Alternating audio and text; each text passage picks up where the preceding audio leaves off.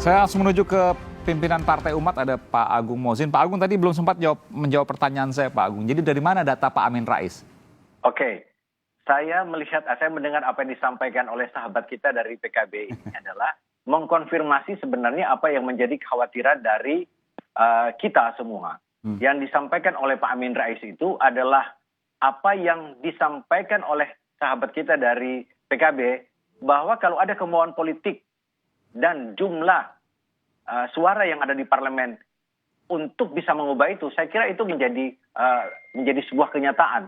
Kalau kita mendengar disampaikan oleh Pak Basara bahwa proses itu tidak mudah dan seterusnya, saya kira kalau kita melihat komposisi kawan-kawan kita di DPR hari ini atau partai-partai politik yang sudah menjadi bagian dari kekuasaan, maka hal itu bukan hal yang tidak mungkin. Tapi ini belum terjawab, Pak. Dari mana data Pak Amin Rais? Apa yang disampaikan oleh Pak Amin Rais itu yang saya sampaikan tadi, Pak. Bukan sebuah pernyataan yang lahir dari ruang yang kosong.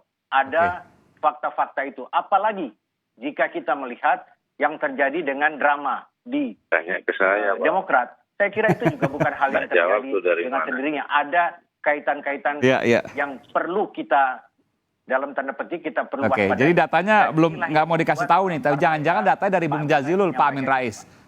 Betul Bung Jazilul? Saya bisa jawab tuh, datanya dari mana? Silakan Bung Jazilul. Yaitu datanya dari pikirannya Pak Amin. Karena Pak, ini bukan soal data dari pikiran Pak Amin, tapi ada fakta politik yang ada di Senayan. Saya mau jelaskan. Yang ada di Senayan itu bahwa hampir semua partai politik itu sudah menjadi bagian dari kekuasaan dan membenarkan apa yang diinginkan oleh kekuasaan. Itulah sebabnya itu kan sama halnya rakyat mengatakan untung masih ada Amin Rais, Pak. Kalau tidak ada Amin Rais, tidak. Nanti saya jelaskan. Silakan Bung Jazilul, silakan. Karena pikiran Pak Amin itu selalu pikiran ontran-ontran. Apa itu ontran-ontran, Pak Jazilul? Ontran-ontran itu kacau. Oke. Dulu, waktu itu saya ingat beliau menjadi pimpinan MPR, dia menghentikan presiden di tengah jalan. Dan sekarang saat ini juga berpikiran yang sama. Mengatakan ada orang yang ingin 3 periode. Sama aja, itu memang sudah ada dari pikirannya dari awal. Dan itu dibuktikan dengan track recordnya selama memimpin menjadi MPR. Begitu. Iya, tapi bukankah tadi Anda mengatakan kalau rakyat menghendaki dan kemudian dicerminkan oleh fraksi-fraksi dan juga DPD di MPR, maka mungkin itu terjadi? Iya, itu yang dulu dilakukan oleh Pak Amin. Atas pengalaman itulah kemudian itu yang dulu dilakukan oleh Pak Amin ketika Bung Aiman. Silakan Bung Basara. Menjadi kenyataan kalau kita tidak ingatkan dari sekarang. Untung masih ada Pak Amin Rais yang mau mengingatkan itu.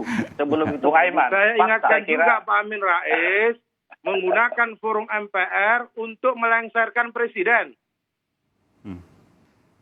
Saya butuh ketegasan Pak Jazilul Fawait. Jadi tidak mungkin kemudian itu terjadi karena Anda meyakini bahwa fraksi-fraksi di MPR tidak akan mungkin meloloskan itu 3 periode. Panjang hari ini belum ada agenda itu. Kan saya sama dengan Pak Basara. Bahasanya bersayap sekali Pak Bapak ini. Tapi kemudian Pak Amin Rais menyampaikan pikiran itu dari mana? Ya dari pikirannya. Pikirannya dari mana? Dari pengalamannya. Begitu Pak Iman. Oke, baik. Bung Basara, silakan. Saya.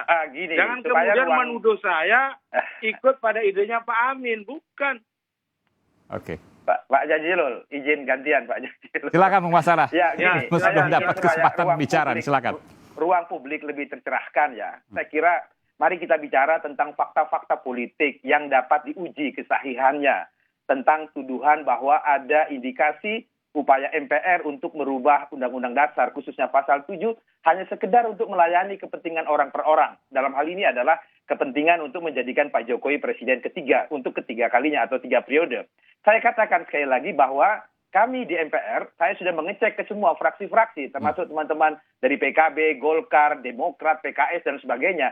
Tidak ada satupun fraksi-fraksi di MPR yang apalagi menyetujui atau melakukan langkah-langkah politik. Gagasan untuk merubah pasal 7 untuk 3 periode presiden pun tidak pernah kami lakukan. Satu. Kemudian yang kedua, kalau Pak Amin mengatakan perubahan 3 periode untuk kepentingan Pak Jokowi, mari kita periksa statement beliau di bulan Desember 2019 dan diperbaharui lagi kemarin Beliau mengatakan tidak ingin merusak konstitusi yang telah disepakati oleh para tokoh-tokoh bangsa kita ketika mengamandemen Undang-Undang Dasar pada tahun 1999. Karena kita tahu perubahan pasal 7 ini dilakukan adalah perubahan yang pertama. 11 Oktober 1999 disepakati bunyi pasal 7 di mana masa jabatan presiden dibatasi hanya untuk 2 periode. Dan Pak Jokowi tidak ingin merusak sistem ketatanegaraan kita itu. Sehingga oleh karena itu, apa yang kemudian menjadi dasar untuk kita terus mendiskusikan bahwa seakan-akan ada hidden agenda dari MPR untuk merubah Undang-Undang Dasar. Terakhir Pak Basara, saya ingin komitmen dari MPR. Tentu saya tidak bisa satu persatu karena ini kan ada banyak fraksi, juga ada DPD di sana. Tapi ketika kemudian nanti ada usulan, ada suara di tengah amandemen, karena ada rencana amandemen kelima untuk GBHN, kalau tidak salah nanti bisa saya konfirmasi soal itu. Lalu kemudian ada dorongan untuk mengubah pasal 7 yang mengubah jabatan presiden dari 2 periode menjadi 3 periode. Akankah usulan itu akan dibahas di MPR atau tidak akan mungkin? Itu sudah final, tidak akan bisa diubah, tidak akan mau diubah. Saya ingin satu contoh konkret, Bung Aiman. 16 Agustus 2018 saya disahkan oleh sidang paripurna MPR sebagai ketua panitia ad hoc garis-garis besar haluan negara untuk mulai memproses tahapan amandemen Undang-Undang Dasar 45 khusus menghadirkan haluan negara. Tapi apa yang terjadi? Fraksi-fraksi di MPR kemudian terjadi dinamika pemikiran-pemikiran, lalu kemudian di tengah-tengah masyarakat terjadi penolakan. Bahkan untuk merubah Undang-Undang Dasar secara terbatas untuk menghadirkan GBHN yang telah disepakati 2 periode MPR sampai hari ini tidak terlaksana. Anda bisa bayangkan, apalagi jika ada usulan untuk merubah pasal 7 tentang masa periode presiden, tentu tantangannya tidak sedikit. Permasalahan begini, ketika keran dibuka, ketika pintu sudah dibuka kan tentu berbeda. Untuk masuk ke pintunya mungkin agak sulit. Dalam konteks ini, saya sebagai ketua fraksi PDI Perjuangan dan wakil ketua MPR dari fraksi PDI Perjuangan, sesuai dengan perintah ketua umum PDI Perjuangan, bahwa kalaupun dilakukan perubahan Undang-Undang Dasar, perubahan Undang-Undang Dasar itu bersifat terbatas hanya untuk menghadirkan wewenang MPR menetapkan kembali haluan negara. Dan tidak akan mengubah jabatan presiden. Di luar itu, apabila ada usulan-usulan lain, apalagi usulan tentang perubahan masa jabatan presiden, maka dengan tegas saya katakan dalam forum ini, fraksi PDI Perjuangan pasti akan menolak gagasan atau langkah-langkah politik itu. 16 Maret 2021, Bung Ahmad Basara, fraksi MPR dari PDI Perjuangan. Tapi saya tetap mengkhawatirkan apa yang disampaikan. Nanti saya akan beri kesempatan. Bung Jazilul, silakan. Apakah komitmen yang sama juga ada di PKB? Ada ruang, ada. Tentu kami akan mengikuti kehendak rakyat dan aspirasi yang muncul.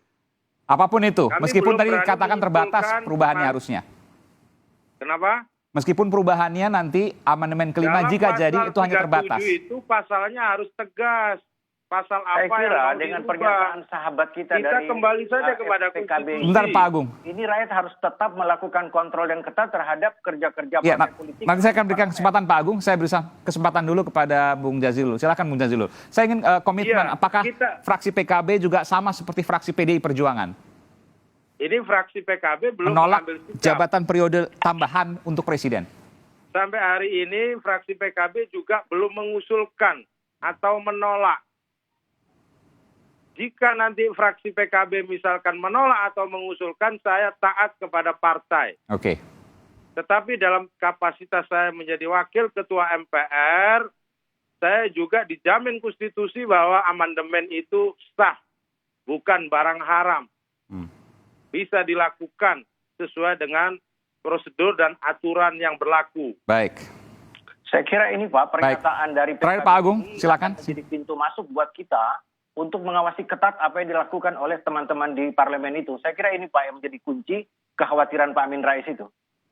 Baik, meskipun data dari mana tadi belum Silakan disampaikan juga. Tapi baiklah, ini merupakan sebuah wacana yang kemudian juga dibantah. Meskipun sebelumnya 2018 kita juga mendengar hal yang sama sesungguhnya. Tapi kemudian juga tidak terjadi juga. Nanti apakah akan terjadi ketika ada amandemen soal GBHN? Tentu ini komitmen dari masing-masing parlemen yang juga kemudian dibutuhkan soal ini. Terima kasih Pak Agung Mozin dari Partai Umat, kemudian Wakil Ketua MPR dari fraksi PDI Perjuangan, Bung Ahmad Basara, dan juga Wakil Ketua MPR dari fraksi Partai Kebangkitan Bangsa, PKB, Bung Jazilul Fawait. Terima kasih, selamat malam, Bapak-Bapak, sehat selalu.